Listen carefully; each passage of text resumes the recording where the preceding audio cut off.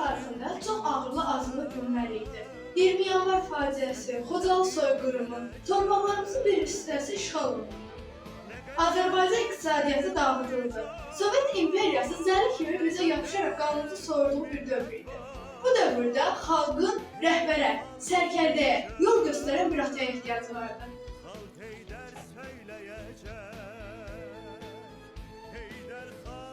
1993-cü ilin iyun ayı tariximizin en çətin dövrü ölkə vətəndaş müharibəsi ilə üz-üzə qalmışdı.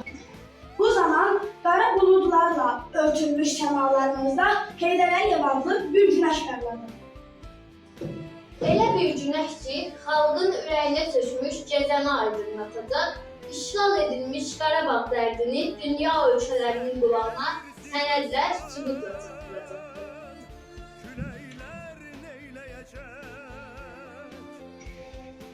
Amma əvvəlcə xalqının yaralarını sarıyacaq, vətənin dirçəlməsi, yenidən zənginləşməsi, güclənməsi üçün səylə çalışacaq.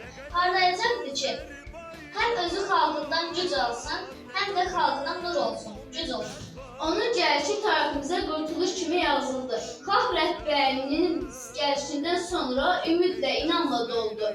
Onun böyük dövlətçilik təcrübəsi xalqı yeni faciələrdən qorudu. Seçkilərdə qalib gəlmiş İlham Əliyev cənablarını etibarlı əllərinə əmanət edib dünyadan köçdü.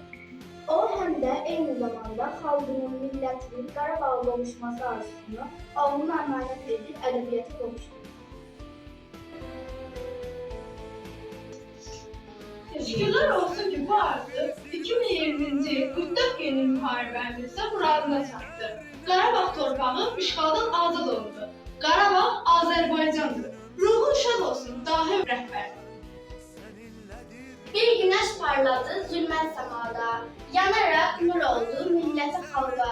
Allah göndərmişdi yerlərə onu, qurtuluş gətirsin Azərbaycana.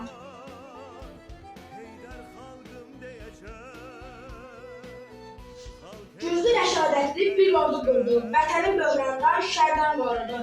Birləşdi xalq ilə, verdi əl-ələ, o örnək olmuşdu daim hər kəsə.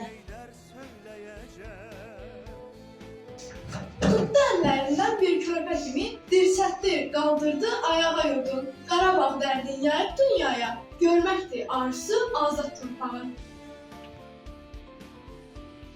Bir dahi gəlmişdi, dünyaya getdi, ismi gedibsə də ruhu bizlədi. Bir günəş yandı zülmət səmada, qürbə ensə də nuru bizlədi. Biz də ümumi lider Heydər Əliyev cənablarının sözlərini qürurla təkrarlayırıq. Mən həmişə fəxr etmişəm.